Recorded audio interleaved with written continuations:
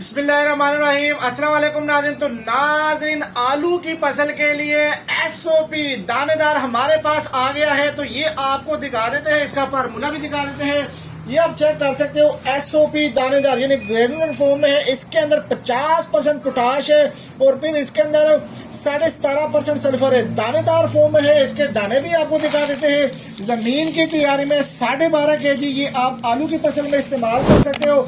इसको आप आलू के अलावा किसी भी फसल में इसका आप इस्तेमाल करवा सकते हो 12.5 kg के हिसाब से।